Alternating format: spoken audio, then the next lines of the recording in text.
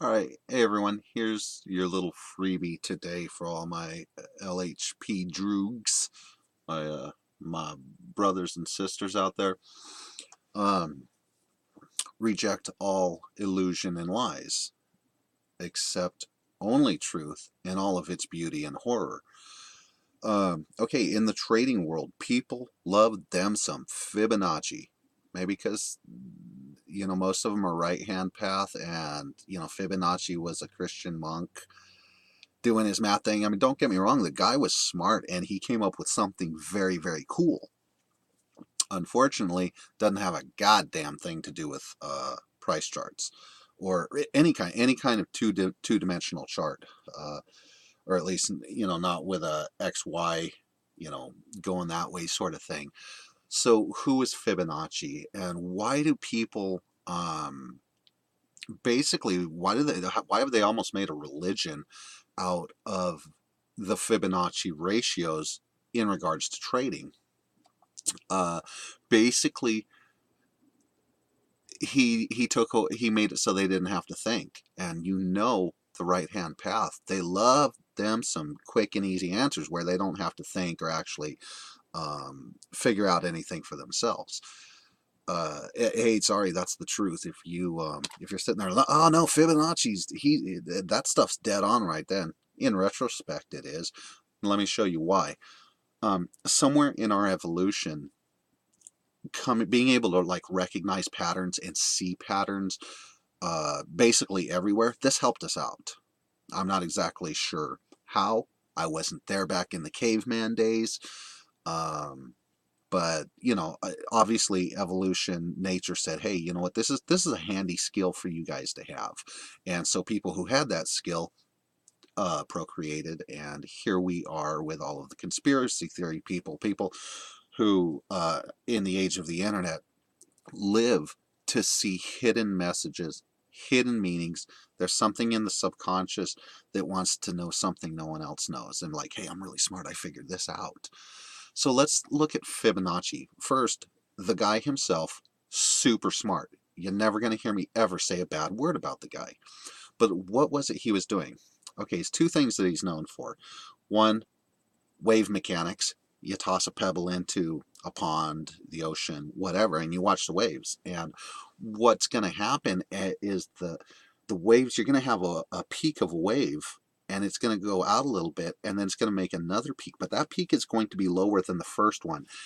But it's going to be proportionately, I'm trying to get in front of the camera here, it's backwards. um, the distance between the two peaks is going to be proportionate to how much. See, I'm backwards. um, it's going to be proportionate to the loss in the peak, the height of the peak. So if if you have one, one starts out right here, the next one as it goes out. Well, in order for the law of conservation to be upheld, Newton's basically laws of energy, it has to stretch. As long as if it's going to stretch out, it can't have the same amount of basically power pushing it up. It has to shrink down to cover that distance.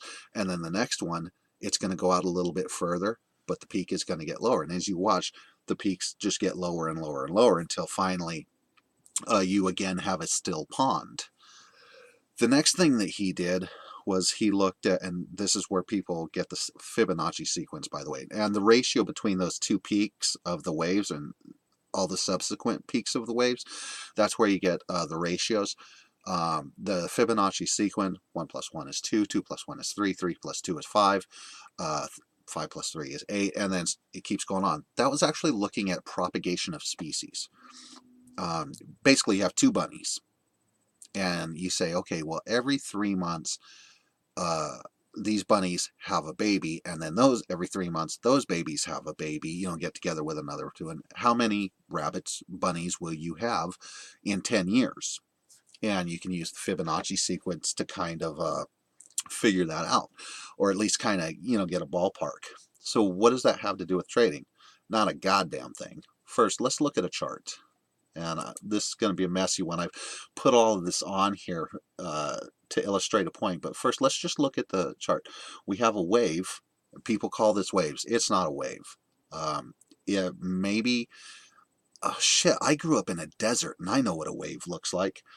It goes up. The next wave peak is smaller. That's just as it should be, and then the next one's bigger. Whoops! That's not what waves do. Don't believe me? Stop. Pause the video. Go to your kitchen. Plug up the kitchen sink. Fill it with some water. Toss a spoon in. Watch the waves disperse, and see if those waves get smaller and then they get bigger without you adding energy into it. That's not what waves do. And the propagation of species has nothing to do with charts either. So let's go back to um, our nope, or not notepad, our paint right here, and let's look. What I've done is I've taken a box, and I haven't drawn these perfectly because I can't draw very good, even with paint, and I've separated into 10% sections. So this 100% or 100% of the box is separated into 10 sections. Each one is 10%. This is what I did right here too. I had this peak here, this peak here. So we have price coming up. And what are the chances if we break this whole range into 10% chunks, what are the odds that when it does reverse on its little pullbacks and stuff, that it's going to do so at or very close to one of those lines? Well, the more lines you add, the higher that chance is going to be. I could have done this 99 times. I could have put 99 lines in and then just gone 1%. And you would have said, Chris, that's stupid. Of course it's going to bounce off one of the lines because there's a line everywhere. Okay, well, let's go ahead and take some of these off then.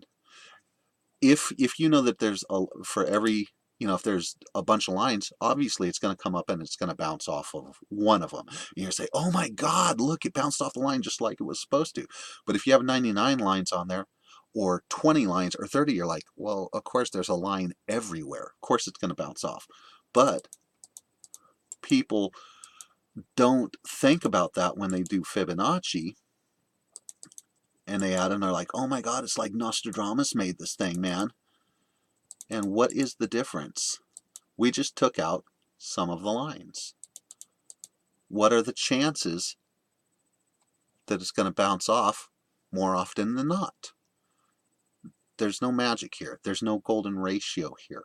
The golden ratio does exist. It doesn't have a goddamn thing to do with price charts. Let's go back here and look at our paint. So we have 10%, 20%, 30. Well, we took the popular Fibonacci. In fact, I got them right here. You don't want to believe me? Here it is. Daily FX. They're telling you what levels to use. And those are the common ones. 23%. 38%. Well, what's 23? It's basically 25. It's a quarter. You've basically cut 25% of the chart off. 38.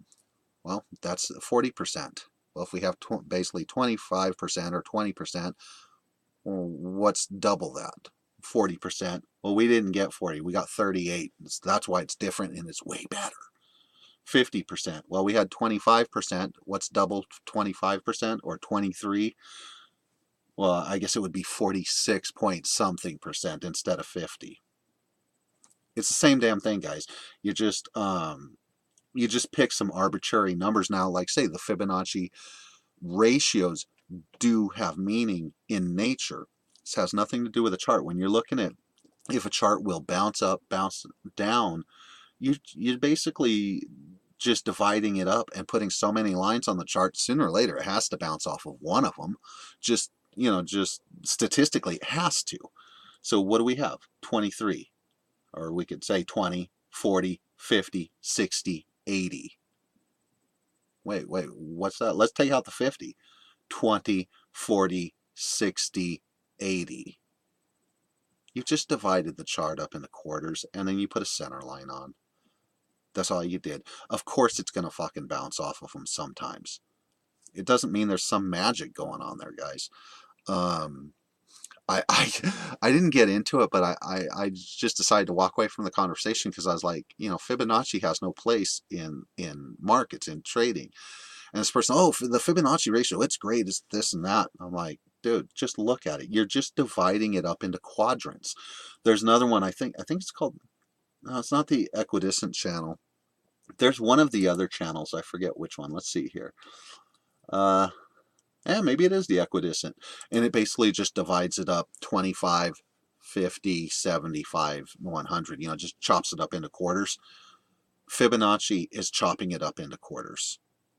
That's all there is to it. Yeah, they changed them, they use the Fibonacci ratio, but on the chart, it's 25%, right, or 20%, or you could say 25 and 50, or you could say 20, 40, 60, 80.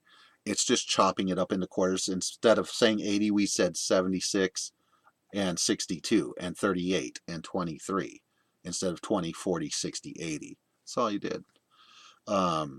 Look, let's make ourselves a little candle chart, a line chart. I'm not even gonna look. I'm gonna sit there and just look over here at the wall. Okay.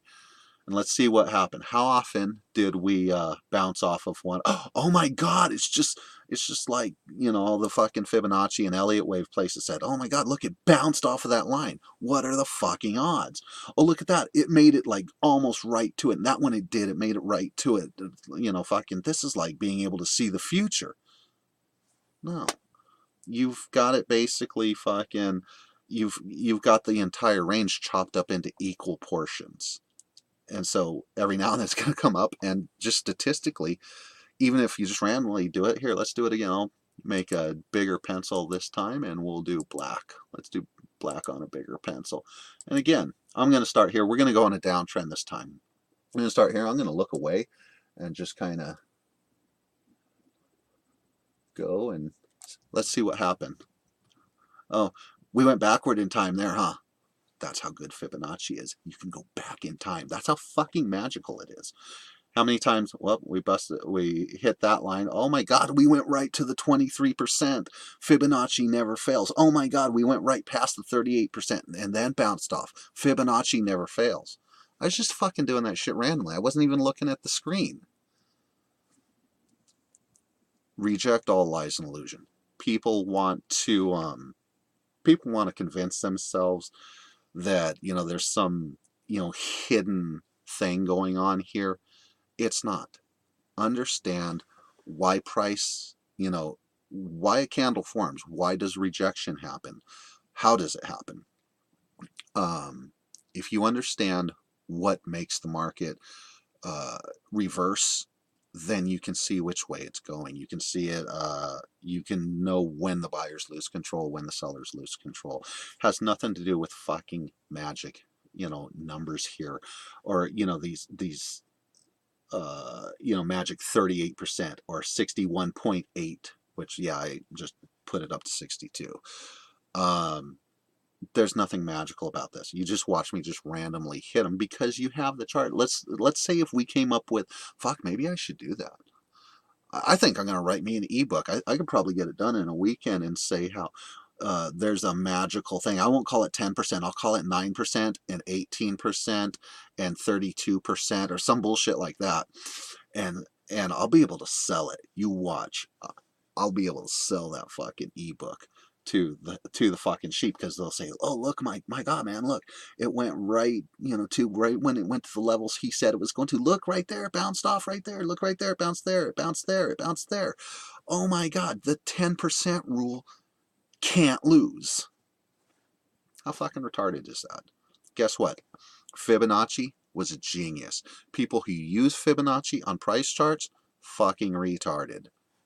Get paid. See ya.